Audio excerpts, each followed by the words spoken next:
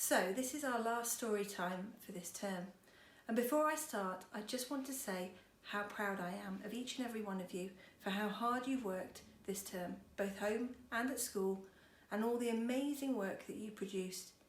So well done and have a lovely summer. But before we go to our summer break, I'd like to read you quite the aptly named Mr. Clever. And in this one, Mr. Clever is going to fly a kite. One blustery day, Mr. Clever called at little Miss Neat's house. "What perfect weather for flying a kite," he said to her. "Won't you join me for kite flying on Windy Hill? You can tidy up your garden later." After much persuasion, little Miss Neat agreed. There's Mr. Clever going down the garden path. She ran inside to find her kite, and as you can imagine, her kite was perfectly ironed and neatly folded. Oh, you can see that there. Such a perfectly neat kite only could belong to little Miss Neat. "I am so very, very clever to have built this clever kite for myself," boasted Mr. Clever. "I have made it out of a map so that we will never get lost. How very clever I am!"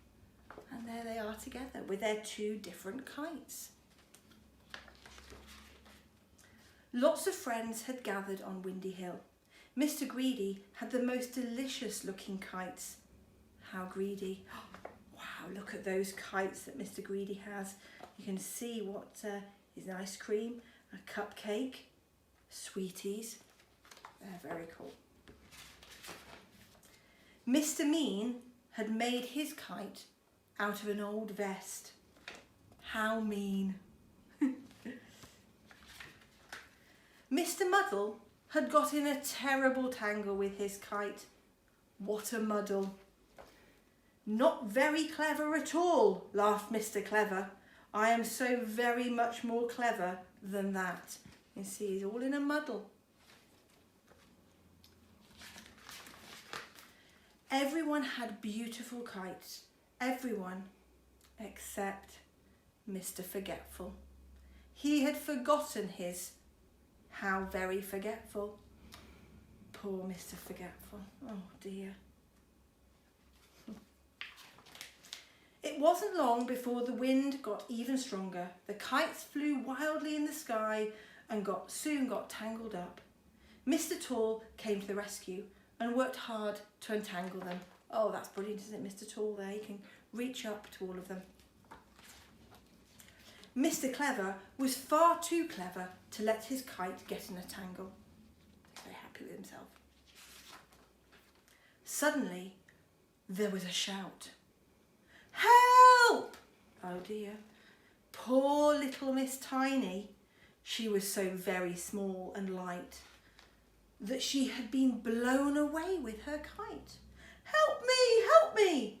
Mr. Small rushed to her rescue, but he was so small and light that his feet were lifted off the ground and he was lifted right into the air with little Miss Tiny. Look at that. Thank goodness that Mr. Tall was there.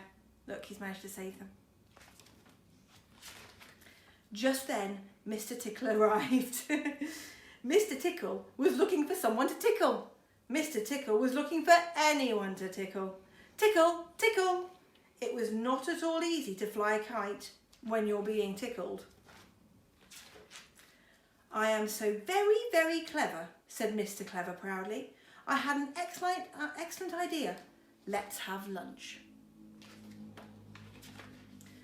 And Mr. Tickle can look after all the kites because Mr. Tickle's got lots of arms. After holding all those kites, Mr. Tickle was so tired he could hardly lift his arms. He went back home exhausted with only enough strength for, can you guess, Clever Clogs? What do you think? That's right, a tiny tickle for you. Have a lovely holiday, and I look forward to seeing you in September when we're all back at school.